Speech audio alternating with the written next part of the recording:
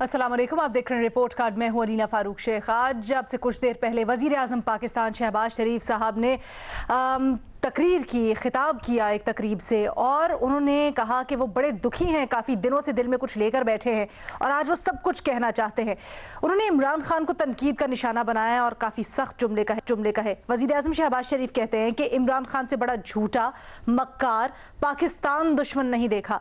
उन्होंने कहा कि मैं अमूमन ऐसे अल्फाज इस्तेमाल नहीं करता और ना करना चाहता हूँ, लेकिन जो चीज़ें सामने आई हैं उसके बाद ये कहे बगैर रह नहीं सकता। उन्होंने कहा जिस तरह से मुल्क को डिफ़ॉल्ट करवाने की साजिश की गई इमरान खान की तरफ से, उससे बड़ी मुल्क दुश्मनी क्या होगी। यह भी कहा कि जिस तरह से इमरान खान को पाला गया उसकी मुल्क की तारीख में मिसाल नहीं मिलती। मेहनत करनी होगी मुल्क को आगे ले जाने के लिए। इन फूकों से, तावीज़ से कुछ फ़र्क नहीं पड़ने वाला, दिन रात मेहनत करनी पड़ेगी। दूसरी जानिब इमरान खान जो कि आज इंसदाद दहशतगर्दी की अदालत में पेश हुए ज़मानत के सिलसिले में, उन्होंने सहाफ़ियों से गुफ्तगू करते करते एक जुमला कहा। अब ये जुमला, इसका मतलब क्या है या इसके अंदर छुपा हुआ मैसेज हो सकता है, ये अपने तज्ज़ियाकारों से जानेंगे। लेकिन जुमला इंतहाई अहम, वो कहते हैं कि मैं ख़तरनाक होता जा रहा हूँ।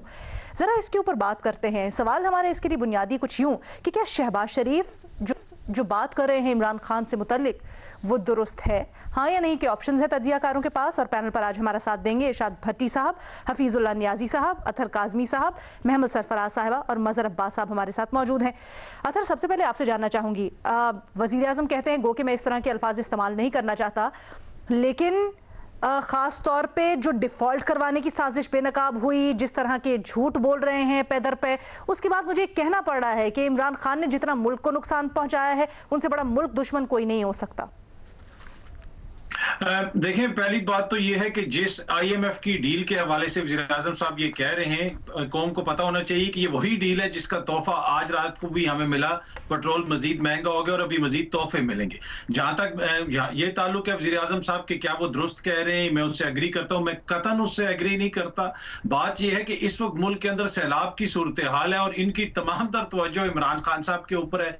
कभी कोई मजहब कार्ड ले आते हैं, कभी कोई दूसरा कार्ड ले आते हैं, कभी सिंध के अंदर अलीम आदिल शेख के साथ जो कुछ हो रहा है वो भी हमारे सामने। और सिंध वो सूबा है जो सबसे ज्यादा सैलाब से मुतासिर हुआ है। और यहाँ पे मैं कौम को यह भी बताता चलूं कि आपके ऑफिशियल जो अपोजिशन लीडर हैं वो माशाल्लाह राजा रियाज साहब हैं, अगर कौम भूल गई हो तो। इससे आप अंदाजा लगा सकते हैं कि इस वक्त हुकूमत की प्रायोरिटी क्या है। दूसरी बात यह है, क्या ये वही डील नहीं जिसकी मुखालफत में आपने वोट डाला था कौमी असेंबली के अंदर स्टेट बैंक के कानून के हवाले से? क्या आप लोगों ने कौमी असेंबली के अंदर और सेनेट के अंदर जो FATF के हवाले से कानून थी उनकी मुखालफत नहीं की थी, उनको नहीं रोका था? क्या आप उस वक्त मुल्क दुश्मन थे?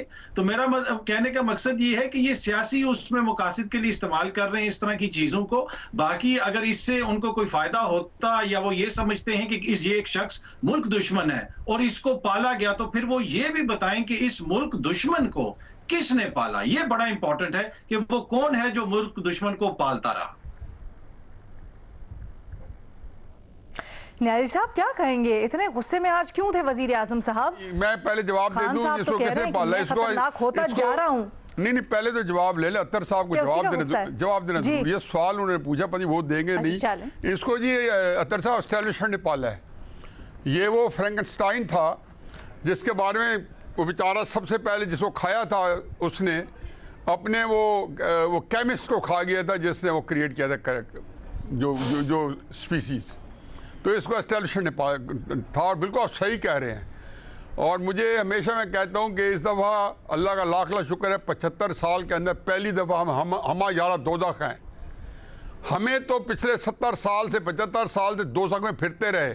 2018 के इलेक्शन में इमरान खान साहब को लाया जा रहा था तो तब भी हम दोज़ख में थे, लेकिन इस दफ़ा भी दोज़ख में है। लेकिन हमारे साथ वो लोग भी हैं जिन्होंने इमरान खान साहब को पैदा किया। और बिल्कुल मैं इस मामले में इमरान खान साहब को एक क्रेडिट देता हूँ कि बिल्कुल सही है। जो हमेशा से और मोहसिनों को वो जो है उनको एनाइलेट करता है, उनको खा पी जाता है। बाकी जी वज़ीर आज़म साहब ने कौन सी बात गलत की है? रसूलुल्लाह सल्लल्लाहु अलैहि वसल्लम ने मुनाफिक की 4 तारीफें बताई हैं। 4, जब बोलेगा झूठ बोलेगा। दूसरी बताई कि वादा करेगा उसको तोड़ेगा, मुआहिदों को तोड़ेगा, वादा खिलाफी करेगा। तीसरी बताई इमानत में ख़यानत करेगा, उस वक्त कोई इमानत रखाएं। उसमें ख़यानत करेगा। $250 मिलियन जो लंदन से आए थे वो एक केस है। और आखिरी चीज़ जो है, जो सबसे इम्पोर्टेंट है कि गुस्से में आके लोगों के साथ गंदी ज़बान इस्तेमाल करेगा, सख्त ज़बान इस्तेमाल करेगा। और फिर रसूल सल्लल्लाहु अलैहि वसल्लम ने फरमाया कि अगर इनमें से एक चीज़ भी है तो वो भी उसको उसी दर्जे पे रखती है मुनाफिक के। तो चुनाचे वज़ीर आज़म साहब ने एक लफ्ज़ गलत यूज़ किया। सियासत पे रहते हैं ना। नहीं, मैं सियासत ही बता रहा हूँ ना। मजहबी टच तो मुझे कासिम तसूरी साहब के दूसरे फ़ोन आ रहे, कहते हैं नहीं साहब मजहबी टच तो मैं दूंगा।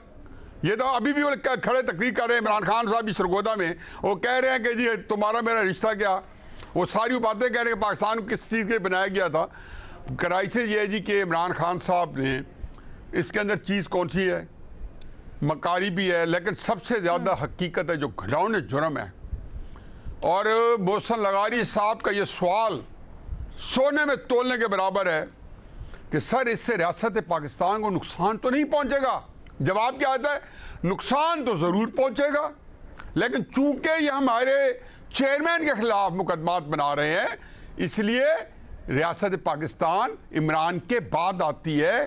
तहरीक इंसाफ के अंदर ये एक रहनुमा असूल बन गया है, एक रिचुअल के तौर पे है कि इमरान खान साहब पहले नंबर पे, पाकिस्तान के बाद। कह रहे हैं वो अपनी जगह बिल्कुल दुरुस्त, लेकिन सर फिर खान साहब इतने कॉन्फिडेंट क्यों हैं? आज तो वो इतने धड़ल्ले से कह रहे थे मैं तो खतरनाक, पहले भी कहा था, दोबारा कह रहा हूँ, खतरनाक होता जा रहा हूँ दिन ब दिन। तो बिल्कुल ठीक कह रहे हैं। वो कल जब इस्लामाबाद हाई कोर्ट ने जो उनके साथ सलूक किया है कि हमारे इज़्ज़त माब चीफ जस्टिस साहब कहते हैं कि जी मैं ज़ाती तौर पे मायूस हुआ हूँ। भाई किस बात पे मायूस हुए? कौन सी बात इमरान खान साहब नहीं की है? किसी जज को पहली दफ़ा गाली दी है? किसी बंदे को पहली दफ़ा गली ज़बान इस्तेमाल की है? कौन सी बात इमरान खान साहब ने की है जो हमारे इज़्ज़त माब chief justice Islamabad high court जो बेंच को हेड कर रहे थे वो मायूस हुए हैं?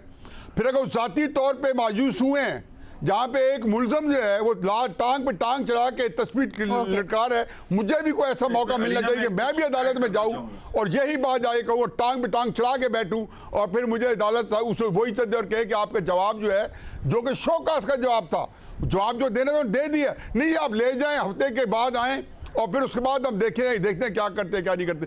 देखा ये मुल्क जो है ना, इमरान खान साहब को जो पैदा किया था उनका और इमरान खान साहब मिलकर सारे खतरनाक साबित हुए हैं। अब आप हम भुगतने के लिए हैं। अच्छा। मेरा ख्याल है कि we are into a very very unfortunate situation.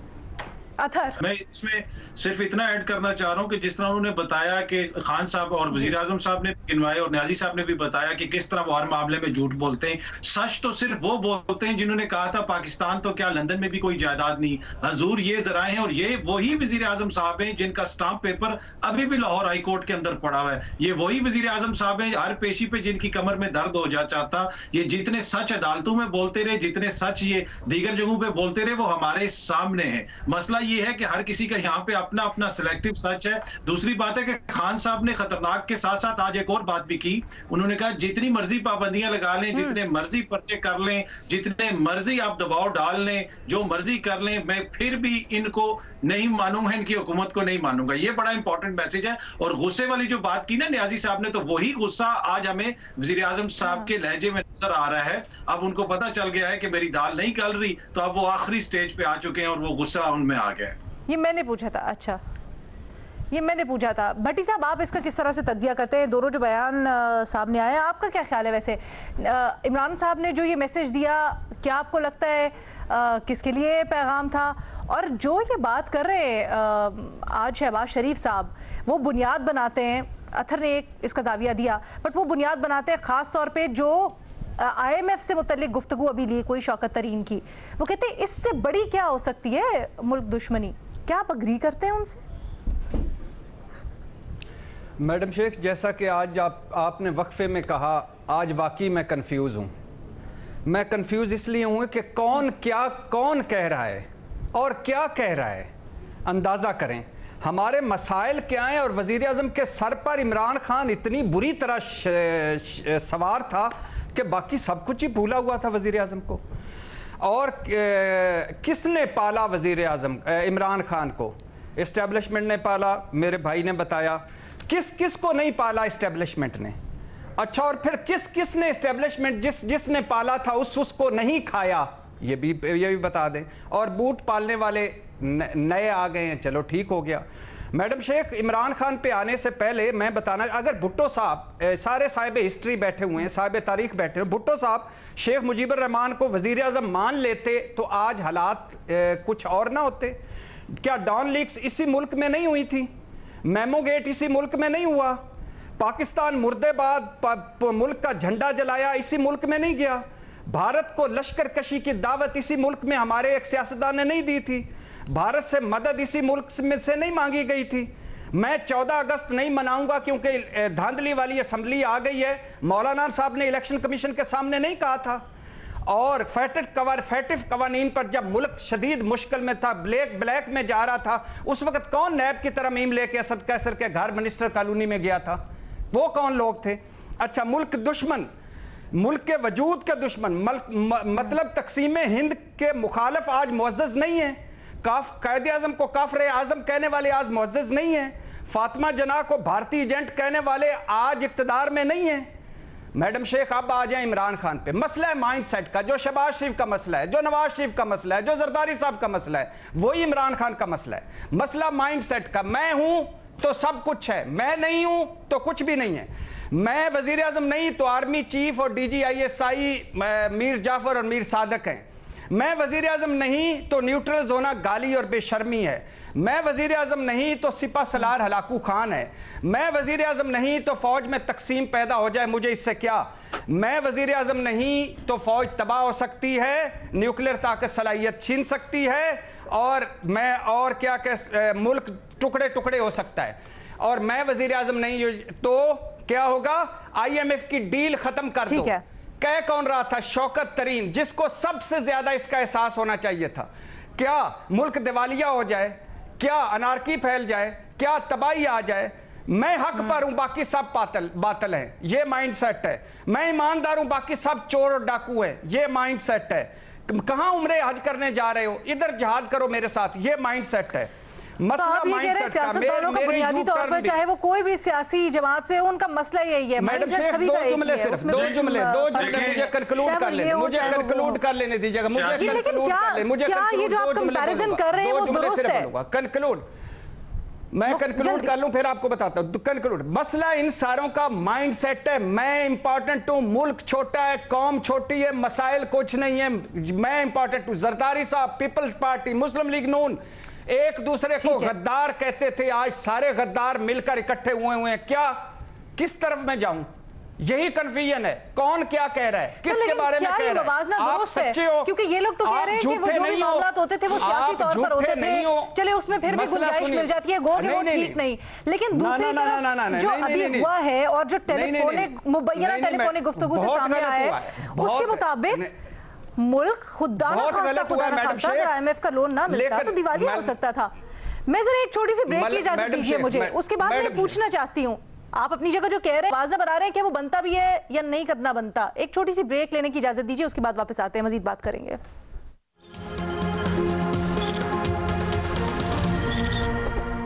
Break के बाद खुशामदीद। हम बात कर रहे हैं, आज वज़ीर आज़म शहबाज शरीफ ने इमरान खान को तनकीद का निशाना बनाया और भरपूर तनकीद का निशाना बनाया। क्या वज़ीर आज़म जो बात कर रहे हैं और कह रहे हैं कि इमरान खान पाकिस्तान के लिए पाकिस्तान दुश्मनी कर रहे हैं, ये दुरुस्त बात है?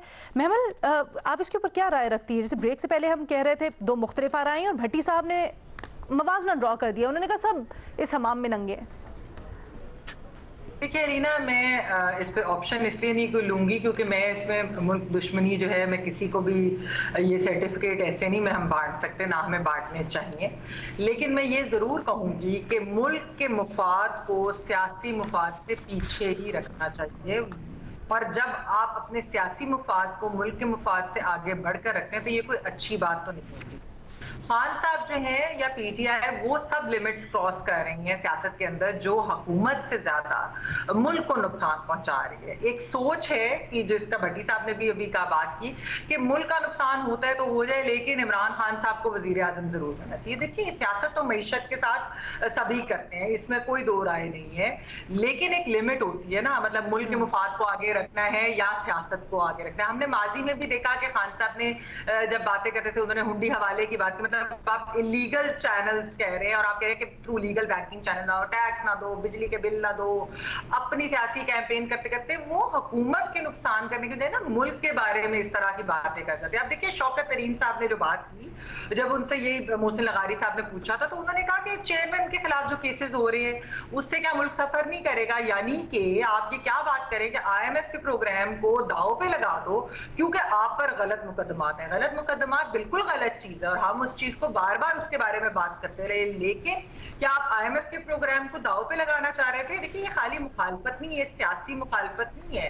बात यह है कि जब आपको पता था कि एक मामला तय हो गए IMF के साथ, 3 दिन पहले बोर्ड मीटिंग से आप कह रहे हैं कि ये करो, उस पर मीटिंग हुई, सारा कुछ डिस्कस किया, ये एनआरकी शूट करती है पीटीआई को। लेकिन मेरा सवाल अभी भी है कि अगर मुल्क इस केओस या एनआरकी की तरफ जाते हैं तो इसका फायदा तो किसी को नहीं होगा, क्योंकि मुल्क में अगर खुदा ना खास्ता हम डिफॉल्ट करें या एनआरकी हो तो कौन सियासत कर सकेगा? ये बात क्या नहीं समझ आती पीटीआई को। तो मैं तो इसलिए बड़ी इस चीज से कंफ्यूज हूं कि किस तरीके से आप अपने सियासी मफाद मुल्की मफाद से ऊपर रख सकते हैं। लेकिन मैं फिर भी ये बात कहूंगी कि किसी को भी हमें पेट्रियटिज्म के सर्टिफिकेट, हमें किसी के पेट्रियटिज्म क्वेश्चन नहीं करनी चाहिए और ना ही हमें किसी को यानी आप ये कहना चाह रही है जो लफ्ज इस्तेमाल किया वजीर आज़म साहब ने वो शायद मुनासिब नहीं था, लेकिन जो बात वो कर रहे हैं जो उसका लुब्बे लुबाब है खासकर IMF से जोड़ के वो दुरुस्त है। नुकसान तो आप IMF के भट्टी साहब अगर मुख्तसर पॉइंट है तो फिर बोलिएगा, वरना मैं मज़हर अब्बास साहब को पहले जरा सुनना चाहूंगी। जी जी मुख्तसर मैं मैमल्स को एग्री करते हुए मैमल से कि ये मुल्क दुश्मनी ये तो सर्टिफिकेट नहीं होने चाहिए। लेकिन मेरा सवाल है शहबाज शरीफ साहब से, एक सवाल, इस मुल्क में अल्लाह के फजलो करम से हमें जो हुक्मरान मिले हैं, जो सियासतदान मिले, उनमें से कोई जो जिन्होंने इक़्तिदार में आए हैं, अच्छे लोग भी हैं, लेकिन इक़्तिदार में आने वाले कौन है जो झूठा नहीं है? कौन है जो झूठा नहीं है, जिसने झूठ नहीं बोले, मक्कारी नहीं की, फरेबी नहीं था, धोखेबाज नहीं था? तो आप उंगली उस तरफ उठा रहे हैं, बजाय उठा रहे हैं, मगर चार उंगलियां आपकी तरफ हैं। साहब सवाल भट्टी साहब का बिल्कुल दुरुस्त है, क्योंकि 2018 के इलेक्शन से पहले शहबाज शरीफ साहब सुहेल साहब के साथ ऑन रिकॉर्ड मौजूद हैं कि उन्होंने बताया मेरे साथ तो काबीना के नाम तक डिस्कस हो चुके थे। तो सर आज जब वो इमरान खान साहब पे तनकीद करते हैं तो क्या वो दुरुस्त कर रहे हैं या फिर नहीं बनती? अलीना, हम सब की इससे बड़ी दुश्मनी क्या हो सकती है कि इस वक्त मुल्क के 2-2.5 करोड़ लोग खुले आसमान तले बैठे हुए हैं और हम डिस्कस क्या कर रहे हैं कि वजीर आज़म ने इमरान खान पे ये इल्ज़ाम जो लगाया ये दुरुस्त है या नहीं। इमरान खान जो इस हुकूमत पे इल्ज़ाम लगाते हैं ये दुरुस्त है या नहीं। आप लोगों का हाल तो देखें, आप जाके बलूचिस्तान, सिंध, खैबर पख्तूनख्वा में लोगों का हाल तो देखें। क्या आज वजीर आज़म को यह तकरीर करनी चाहिए थी? क्या इमरान खान को जलसों से फुर्सत नहीं है? क्या वो जाके उन लोगों के दरमियान नहीं बैठ सकते? क्या शहबाज शरीफ सिवाय हेलीकॉप्टर के और जा नहीं सकते? कल वोट मांगने यही लोग इन्हीं लोगों के पास जाएंगे ना। आज सोचे 75,000 के करीब खवातीन जो है वो अगले माह बच्चों को जन्म देने वाली हैं जो फ्लड अफेक्टेड एरियाज में हैं। तसव्वुर तो करें हम जी कि हमारी सियासत किस गिरावट के पर आ गई है, हम कितने जवाल पजीर हो गए हैं। हमें ये फुर्सत ही नहीं है इल्ज़ाम तराशियों से। इससे बड़ी दुश्मनी क्या हो सकती है? चाहे वो वजीर आज़म हो, चाहे वो इमरान खान हो, इससे बड़ी लोगों के साथ दुश्मनी क्या हो सकती है कि आपको ये फुर्सत ही नहीं है कि उन 2-2.5 करोड़ लोगों की जान के लिए जो है उनके पास, उनके दरमियान जाके बैठें। छोड़ दें खुदा के लिए, ये सियासत होती रहेगी, ये एक दूसरे पे इल्ज़ाम तराशी होती रहेगी, ये अदालतों में मुकदमात चलते रहेंगे। अलीम आदिल शेख को उठा के एक मुकदमे से दूसरे मुकदमे में जो है वो गिरफ्तार करते रहेंगे। इमरान खान जो है वो नवाज शरीफ, शहबाज शरीफ, इन सब पे इल्ज़ाम तराशी करते रहेंगे। लोगों की खैर व आफियत जाके पूछें, लोगों का हाल देखें जाके कि किस हाल में रहते हैं वो लोग। इस वक्त जो लोग वो हैं, हम तज्जिया कर रहे हैं कि इमरान खान सही कह रहा है या शहबाज शरीफ सही कह रहा है। इमरान खान जो है खतरनाक अगर होते जा रहे हैं तो जाएं उन इलाकों में जहां लोग जो है वो पिस रहे हैं, जहां लोगों को खाना। कल फैसल ईदी से मेरी बात हुई, कहने लगा हजारों लोग सिर्फ खाना ना मिलने की वजह से मर जाएंगे, खुदा के लिए उन लोगों को खाना पहुंचाएं, खुदा के लिए उन लोगों को दूध पहुंचाएं, खुदा के लिए उन लोगों को कपड़े पहुंचाएं। ये एक दूसरे पर इल्जाम लगाना छोड़ दें और हम भी सवालात को बेहतर बनाने की कोशिश करें। है कि अगर मुल्क में हमारी सियासत की आदत ये भी कहती है कि अगर मुल्क में सही निज़ाम नहीं होगा तो फिर इसी तरह की सारी चीजें होंगी कि मिसमैनेजमेंट नजर आएगी। निज़ाम छोड़ दें अलीना, निज़ाम आता रहेगा अलीना, निज़ाम आते रहेंगे, लेकिन खुदा के लिए इस वक्त जाके उनको जो है वो उनकी देखभाल करें, उनको लुक आफ्टर करें। वहां डेंगू के मरीज बढ़ रहे हैं, वहां सांप काटने के जो है वो लोगों को शिकायत हो रही हैं, वहां बच्चे बीमारियों से मर रहे हैं। जाके हाल तो पूछे उन लोगों का। ये सियासत छोड़ दें, गुजरावाला में जलसा करते रहें। आप यहां खड़े अरकान असेंबली से खिताब करते क्यों हैं सारे अरकान असेंबली इस वक्त? क्यों नहीं अपने इलाकों में जाके वो उन लोगों की देखभाल करते? ये इससे ज्यादा डर्टी पॉलिटिक्स हो नहीं सकती जो इस वक्त हो रही है। अच्छा, इसमें अलीना मैं एक चीज ऐड करना अहम नुक्ता है आपका। भट्टी साहब आप कुछ ऐड करना चाह रहे हैं? मैं इसे सवाल करूंगा। मैं भी ऐड करना चाह रहा हूं।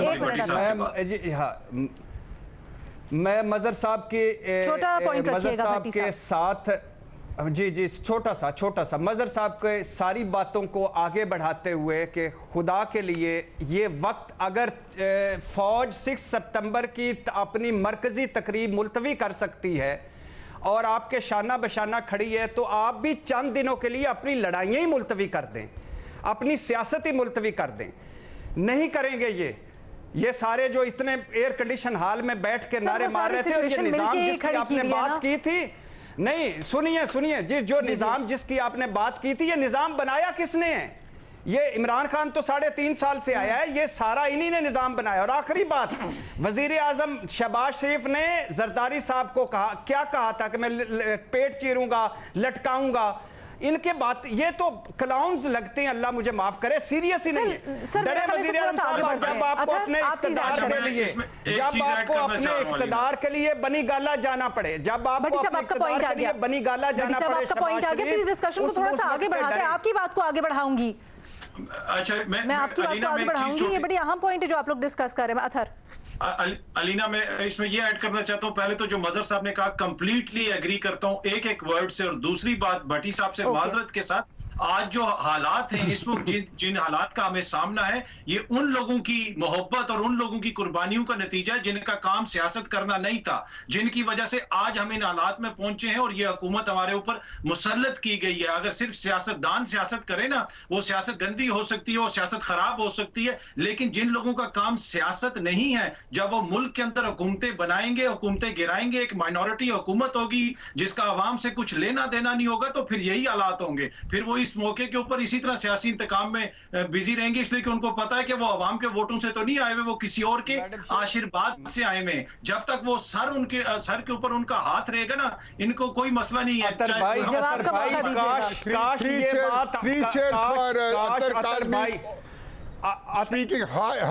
काश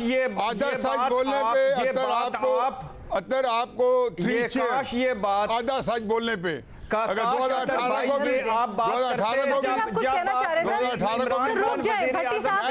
मैं तो बोले नहीं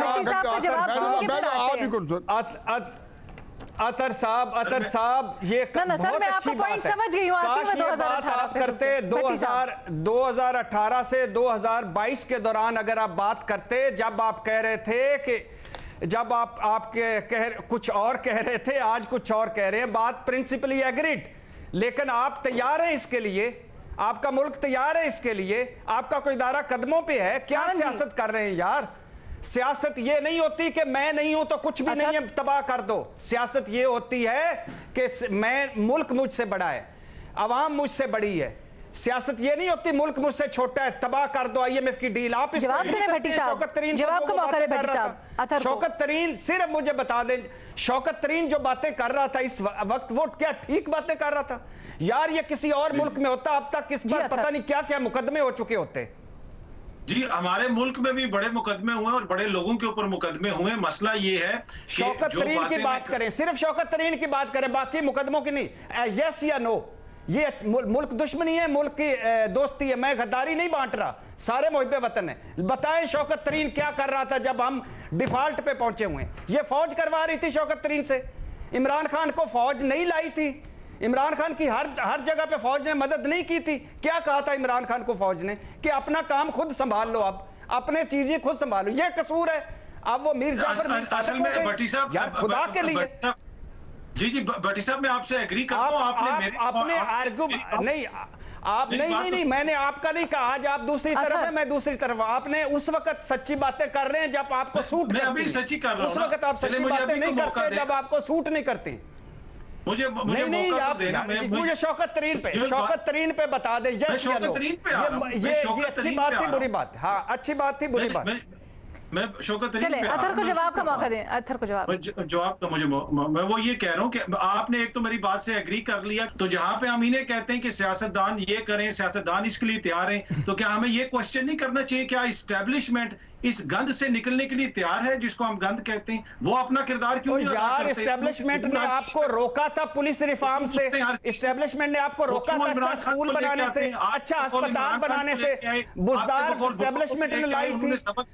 क्या वादे जो 100 दिनों के जो वादे किए थे वो इस्टेब्लिशमेंट ने रोके थे? जी क्या मुल्क ये 22 करोड़ अवाम का या चंद बंदों का जो वो फैसले करेंगे? शौकत तरीन यस या नो? शौकत तरीन यस या नो? शौकत तरीन यस या नो? अच्छी बात की बुरी बात की? छोड़े मुल्क किसका है? मुल्क सारों का है। शौकत तरीन यस या नो? शौकत तरीन यस या नो? आपका भी उतना ही मुल्क है, मेरा भी उतना ही मुल्क है। शौकत तरीन यस या नो? जवाब देने ना। चलिए आप पहले यस या नो बता दे, फिर भट्टी साहब से भी जवाब लेते हैं। यस या नो? जल्दी जल्दी जवाब दे दे, फिर हमने आगे भी बढ़ना है। यस या नो? मसला ये है कि कमजोर के ऊपर हम सब कहते हैं, कमजोर के ऊपर हम सब कहते हैं यस, छोड़ दे कमजोर नहीं है ताकतवर। अच्छा सुन तो लेना सर, कमजोर के ऊपर हम सब कहते हैं यस, और बुरे हैं, वो तो बुरे हैं, उनको सियासत में हिस्सा नहीं लेना चाहिए। माशाल्लाह बुरे वो उनके नहीं। शौकत तरीन यस यस नो? शौकत सुन तो लेना भट्टी साहब, अगर मैं आपको सुन तो लेना, आप तो यार यस नो कर दे यार, आगे बढ़े ताकि हम छोड़े पड़े। साहब एक मिनट जवाब देने का मौका दीजिए, फिर आप कर रहे हैं मेरे यस नो? शौकत तरीन यस नो? शौकत तरीन यस नो? मैं आप मेरी बात तो सुन लेना सर। चले ओके भट्टी साहब, ओके यस नो? भट्टी साहब मैं जवाब देती हूँ आपके लिए। रुक जाए भट्टी साहब, रुक जाए। नहीं देते हैं जवाब देते हैं भट्टी साहब, रुक जाए। नहीं देंगे जी अतहर नहीं भट्टी साहब देते जवाब, रुक जाए आप, रुके तो सही ना। अतहर अपना अतहर जवाब दे के बता दे भट्टी साहब को। आप दे रहा हूँ, अगर भट्टी साहब मुझे भट्टी साहब रुक जाए, आपके सच की तरफ भी आते हैं। भट्टी साहब रुक जाए, आपके सच की तरफ भी आते हैं। भट्टी साहब सारी रिकॉर्डिंग निकाल के हमने दिखानी है। न्याजी साहब अभी खामोश बैठे हुए। न्याजी साहब आप न्याजी साहब को तंग ना करें, वरना वो भी आ जाएंगे। अतहर बता दे फिर भट्टी साहब को यस या नो?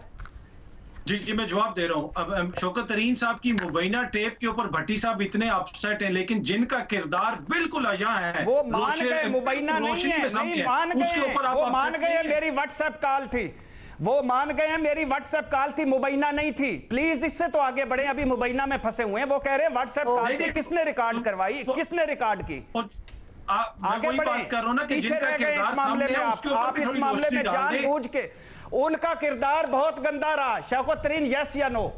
उनका किरदार गंदा मान लिया, यस या नो? कमजोर यस, ताकतवर यस सर। फिर नहीं बोले यार, बोल दे कि यस, क्योंकि ये किसी के हक में नहीं है। कोई भी बात करे मेरे मुल्क के खिलाफ तो मैं उसके खिलाफ हूँ। आपको जवाब नहीं मिलना, कोई भी शख्स आपको जवाब नहीं मिलना भट्टी साहब। ये जवाब नहीं देंगे, कोई भी शख्स जवाब नहीं देंगे। भट्टी साहब ये बताए ना आप कैसे बदले? भट्टी साहब मैं आपसे भी पूछना चाहती हूँ, एक ब्रेक की मुझे इजाजत दीजिएगा, उसके बाद मैं जरा आपसे भी पूछना चाहती हूँ। भट्टी साहब आपकी चीज सोच में कैसे आया? एक छोटी सी ब्रेक लेते हैं जी, मेमन ने भी कुछ ऐड करना है, जरा इस मामले को आगे बढ़ाएंगे एक ब्रेक के बाद।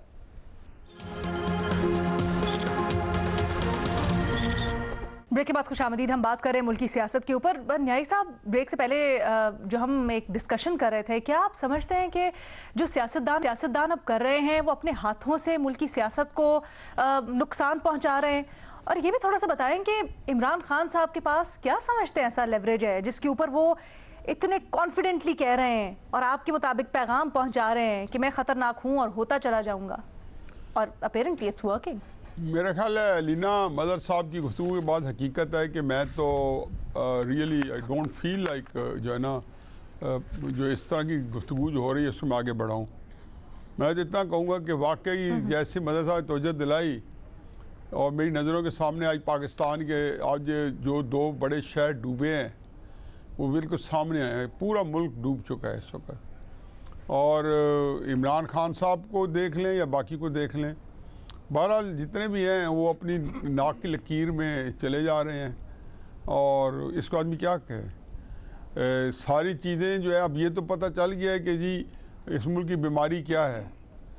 डायग्नोज हम सारे करते हैं, मैं भी कर रहा हूँ, अतर भी कर रहे हैं, बाकी भी दोस्त सारे कर रहे हैं। तो एक ही तरह की बीमारी डायग्नोज कर रहे हैं। सिर्फ यही है ना कि उसमें से हम अपना रोल जो है उसको एक तरफ रख के और दूसरे के रोल को उजागर करके चलाते हैं। लेकिन इसका इलाज इसलिए नहीं हो सकता कि जो है वो आगे जो है उसकी कोई यहाँ पे मौजूद नहीं है। और इस हालात में जबकि मुल्क जो है डूबा पड़ा है, आपके यहाँ कीमतें आज 50% के बदी 40% महंगाई हो गई है और ये कोई ना ख़त्म होने वाला सिलसिला है। सिर्फ इस और मुल्क में क्या होने वाला है, क्या कुछ बीतने वाली है, अल्लाह रहम करे। मैं तो रियली मदन साहब की गुफ्तगू ने मैं तो उनका शुक्रगुजार हूँ कि उन्होंने एक अपना टाइम जो है इसको दे के और हमें सर बिल्कुल आप लोग मेरे ख्याल से लोग कोई इतने अच्छे टेस्ट पे अब लेंगे। अब जो कुछ तो इलाज होगा सर, मुझे पता है ये जख्म बहुत गहरा है, लेकिन इसका कुछ तो इलाज होगा, कोई तो दवाई होगी। देखो ना, जिनकी फॉलोइंग है, जिनकी करोड़ों में फॉलोइंग है और जिन्होंने जिनके जो कर सकते हैं और जो कह रहे हैं, और अदालत ने भी एडमिट किया है कि इमरान खान साहब की इतनी फॉलोइंग है। सर वहाँ पर भी समझ नहीं आती, वहाँ पर भी समझ नहीं आती कि सच क्या है, झूठ क्या है। क्योंकि जब हम कोऑर्डिनेशन की बात करते हैं, विफाक कहती है कि हम कोऑर्डिनेट कर रहे हैं, हमसे सूबे जो 2 हैं खास तौर पर वो कोऑर्डिनेट नहीं कर रहे हैं, वो ताउन नहीं कर रहे हैं। एक फिक्र सुन लें कि अभी वो उनका बार का पौने घंटे का खिताब अभी आगे खत्म हुआ है, सरगोदा बार का।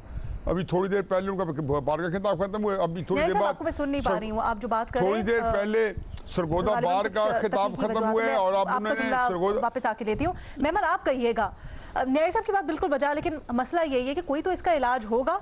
हम सुनते हैं, बयानात सुनते हैं इस मामले के ऊपर भी। अनफॉर्चुनेटली ऑन द सर्फेस तो कहा जाता है कि सियासत नहीं होनी चाहिए, लेकिन इंटरनली तो हो रही है। कोऑर्डिनेशन के मामलात को ही देख लें, जो आपके पंजाब और खैबर पख्तूनख्वा हैं वो कहते हैं कि जी वो आपको ये कहते हैं कि विफाक हमसे ताउन नहीं कर रहा, हमारी बात नहीं सुन रहा। विफाक कहता है कि हम तो इनको बुलाते हैं, ये आते नहीं हैं। क्या इलाज हो इसका? देखिए अलीना, बात यह है कि अभी फ्लड्स की बात जिक्र किया, मजहर साहब ने भी, न्याय साहब ने भी, भट्टी साहब सब बात उस पर कर रहे हैं। तो फ्लड्स की सिचुएशन में जबकि अभी जब उन्होंने ये एस्टिमेट लगाया कि $10 बिलियन का तो कम से कम नुकसान, और उसके अलावा 3 करोड़ से ज़्यादा लोग हैं जो अफेक्ट हुए हैं इस सारी चीज़ से। तो इस वक्त जबकि IMF की एक हमें बहुत ज़रूरत भी थी जो उनका आना था, तो अगर उसको डीरेल करना, क्या उनको फ्लड्स का ख्याल नहीं आया जो ये डीरेल करना चाहते थे सियासी मुफादात के लिए? ठीक है, तो आप जो सियासत की बात करिए। लेकिन मैं एक और चीज भी जरूर कहूंगी जो बहुत अहम है कि पाकिस्तान के अंदर बहुत सारे सियासी एडवेंचर्स और मिस एडवेंचर्स हुए जिसकी कॉस्ट हम आज भी भुगत रहे हैं। आप ये देखिए कि जब जमहूरियत बहाल हुई थी 2008 में, तो उस वक्त टेररिज्म अपनी पीक पर था।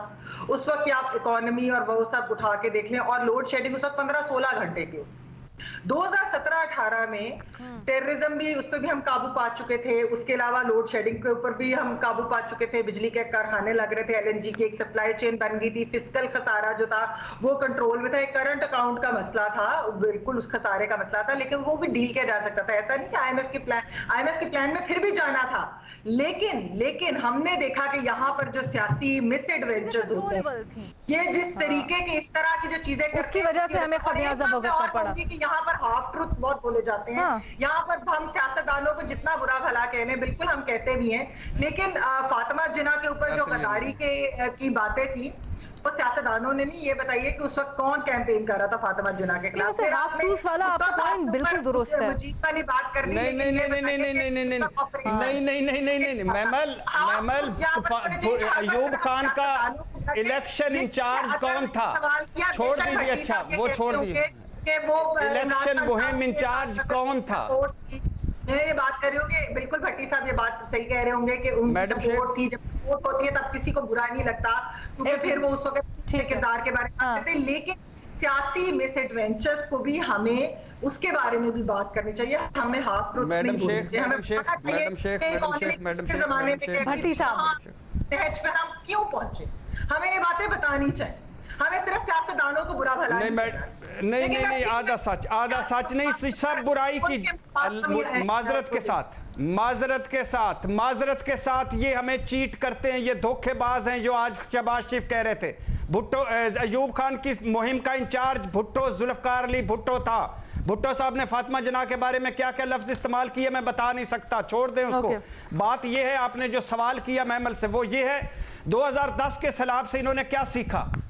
ये राजा रंजीत सिंह के बाद शहबाज शरीफ की हुकूमत है रही पंजाब में, क्या किया पंजाब में, सिंध वाले क्या किया। कोई कह रहा है ये अवाम के गुनाह, आगा सराज दुरानी कह रहा है अवाम के गुनाहों का नतीजा है। और वो जो दूसरा कह इन्होंने अपनी ज़मीनें बचाने के लिए गरीब मार दिए, और कोई 50-50 रुपए दे रहा है।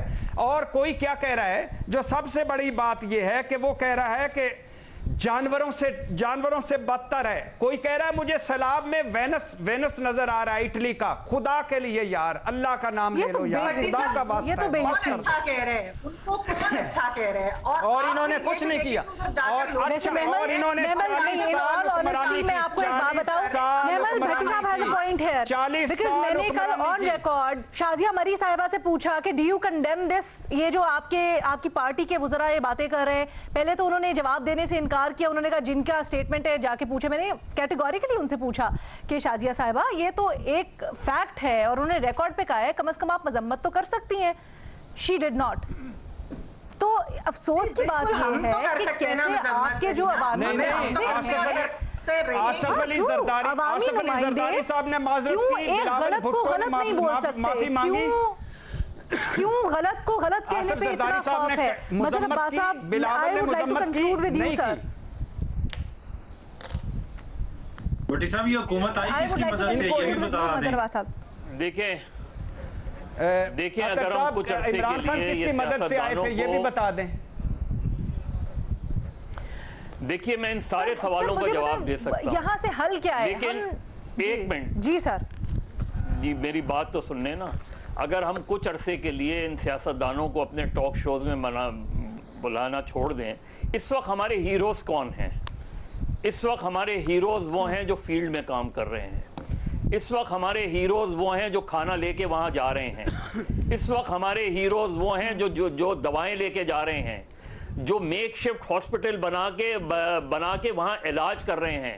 ये हैं हमारे हीरोज, ये नहीं है जिन्हें हम टॉक शोज में बुला रहे हैं। इस वक्त इन लोगों को टॉक शोज में नहीं होना चाहिए, इनको जाना चाहिए, क्योंकि ये अपने आप को अवाम का रिप्रेजेंटेटिव कहते हैं, क्योंकि ये अपने आप को ये कहते हैं कि ताकत का सरचश्मा अवाम है। आज वो अवाम उनका इंतजार कर रहे हैं। तो हमें ये सारे सवालों का जवाब मौजूद है। आइन की हुक्मरानी का सवाल जवाब भी मौजूद है, फौज की जिम्मेदारी गैर जिम्मेदारी का भी सवाल मौजूद है।